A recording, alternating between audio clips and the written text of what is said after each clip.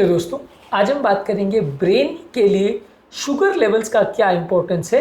Sugar या glucose level अगर body में कम है या ज़्यादा है, इसका ब्रेन पर क्या फ़र्क पड़ता है, हमारे ब्रेन के फंक्शनिंग सिस्टम पर कैसा फ़र्क पड़ता है, हमारे मूड पर कैसा फ़र्क पड़ता है, ब्रेन की काम करने की क्षमता पर कैसे फ़र्क पड़ता है। ये सारी चीज़ों को आज हम जानने का प्रयास करेंगे ताकि हम एक ब्लड ग्लूकोज वैल्यूज़ की इंपॉर्टेंस को समझ सकें और ब्रेन की बीमारियों से उसके कोरिलेशन को समझ सकें, ताकि हम उसके बारे में एक अच्छा डिसीजन ले सके और ब्रेन की बीमारियों के साथ उसके कोरिलेशन को समझते हुए उसको बेटर वे में मैनेज कर सके। टॉपिक पर जाने से पहले जो लोग हमारे चैनल पर नए हैं उन्हें रिक्वेस्ट करूँगा कि चैनल को सब्सक्राइब करें, वीडियोस को लाइक करें, शेयर करें, फॉलो करें, कमेंट करें, पूरा देखें। टॉपिक इंपॉर्टेंट है, एंड तक देखिएगा। चलिए शुरू करते हैं इंपॉर्टेंट वीडियो।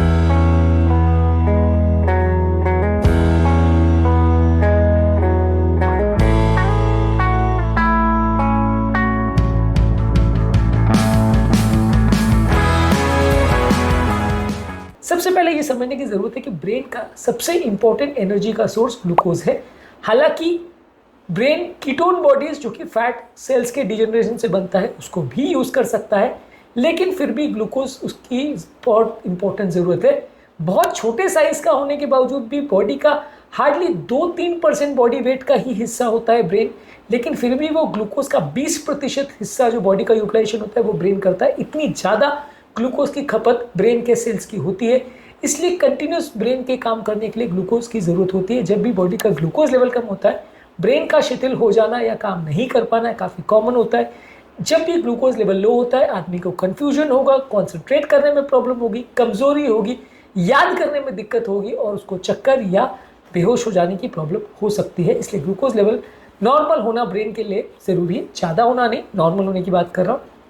यदि शुगर लेवल ज़्यादा है तो वो ब्रेन की नलियों के लिए अच्छा नहीं है। बहुत ज़्यादा शुगर लेवल ब्रेन की नलियों को ख़राब करता है, जिससे ब्रेन में मेमोरी फंक्शन के डिक्लाइन होने का चांस, लकवा होने का चांस, ब्रेन में सूजन, इन्फ्लेमेशन, ऑक्सीडेटिव स्ट्रेस और इन्फ्लेमेशन रिलेटेड ब्रेन के डैमेज होने का चांस कई गुना बढ़ जाता है यदि शुगर ज़्यादा है तो। यानी कि शुगर ज़्यादा है तो भी बुरा है, शुगर कम है तो भी बुरा है। ब्रेन के लिए ऑप्टिमल शुगर लेवल का होना ज़रूरी है। शुगर लेवल ब्रेन की बहुत सारी बीमारियों से कोरिलेटेड है। ज़्यादा होगा अलग तरह की बीमारी होगी, कम होगा अलग तरह की बीमारी होगी, लेकिन दोनों ही ब्रेन को बीमार करेगी। नॉर्मल मेंटेन करना ज़रूरी है। लो ब्लड शुगर वाले व्यक्ति को एंग्जाइटी, चिड़चिड़ापन, मूड डिसऑर्डर ज़्यादा होंगे। हाई शुगर वैल्यूज़ वाले पेशेंट को बहुत ज़्यादा कमज़ोरी, सुस्ती, कॉन्सेंट्रेट करने में दिक्कत और चिड़चिड़ापन होगा। इसलिए दोनों ही केस में आपका मूड भी अफेक्ट होता है यदि शुगर लेवल्स कम या ज़्यादा होंगे। लॉन्ग टर्म अगर किसी व्यक्ति का शुगर लेवल्स बहुत ज़्यादा है तो उसको कॉग्निटिव डिक्लाइन और मेमोरी रिलेटेड प्रॉब्लम्स जैसे कि अल्जाइमर डिजीज़ होने का चांस ज़्यादा होता है। अल्जाइमर डिजीज़ को रिसेंटली टाइप 3 डायबिटीज़ बोलने लगे हैं, क्योंकि ऐसा माना जाता है कि जिस तरह से शरीर में इंसुलिन रेजिस्टेंस होने से डायबिटीज़ होता है, वैसे ही ब्रेन में अगर इंसुलिन रेजिस्टेंस होता है तो अल्जाइमर डिजीज़ होता है।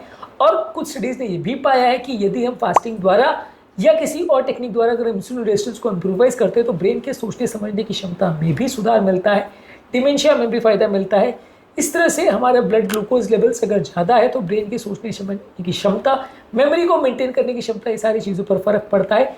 इंसुलिन रेजिस्टेंस लॉन्ग टर्म में ब्रेन की नलियों को ख़राब करता है, एनर्जी यूटिलाइजेशन को ख़राब करता है, प्रोसेसिंग स्पीड ब्रेन की उसको ख़राब करता है, मेमोरी फंक्शन को कॉम्प्रोमाइज़ करता है और धीरे धीरे करके मेमोरी का डिक्लाइन होता है। इसलिए इंसुलिन रेजिस्टेंस भी हमारे ब्रेन के लिए बुरा है।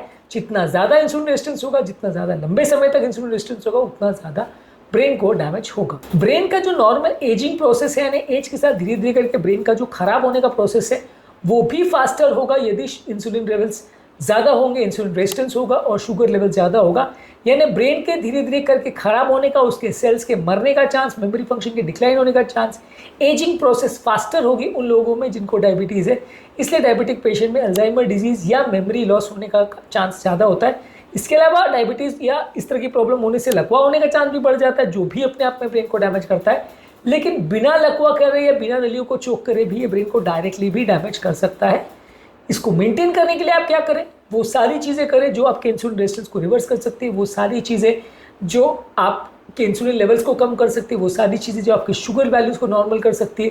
रेगुलर एक्सरसाइज करना, बैलेंस डाइट लेना, कॉम्प्लेक्स कार्बोहाइड्रेट लेना, प्रोटीन्स लेना, हेल्दी फैट्स लेना, लो फैट डेयरी प्रोडक्ट्स लेना और ताज़ा फल सब्जियां वगैरह ज़्यादा लेना, ये सारी चीज़ें आपके लिए ज़रूरी है आपके ब्रेन के नॉर्मल फंक्शन को भी मेंटेन करने के लिए। और साथ में ज़रूरी है एक अच्छी स्लीप, 7 से 9 घंटे की, ये सारी चीज़ें ज़रूरी है आपके ब्लड शुगर लेवल्स को मेंटेन करने के लिए। और यही सारी चीज़ें ज़रूरी है आपके ब्रेन लेवल्स को भी नॉर्मल मेंटेन करने के लिए। तो आज के टॉपिक में हमने बात करी कि नॉर्मल ग्लूकोज लेवल ब्रेन की फंक्शनिंग को और ब्रेन के काम करने की क्षमता को किस तरह से अफेक्ट करता है और ये क्यों इंपॉर्टेंस है, और ये नॉलेज को हम किस तरह से यूज़ कर सकते हैं, कौन कौन सी बीमारियों में इसका असर होता है, इन सारी चीज़ों पर हमने बात करी। शुगर वैल्यूज़ को कम करने के लिए, इंसुलिन रेजिस्टेंस को कम करने के लिए और इंसुलिन रेजिस्टेंस की इंपॉर्टेंस को समझने के लिए हमने ऑलरेडी बहुत सारे वीडियोज़ किए, उनको भी ज़रूर चेकआउट करें। टॉपिक एंड करने से पहले जो लोग हमारे चैनल पर नए हैं उन्हें रिक्वेस्ट करूँगा कि चैनल को सब्सक्राइब करें, वीडियोज़ को लाइक करें, शेयर करें, फॉलो करें, कमेंट करें पूरा।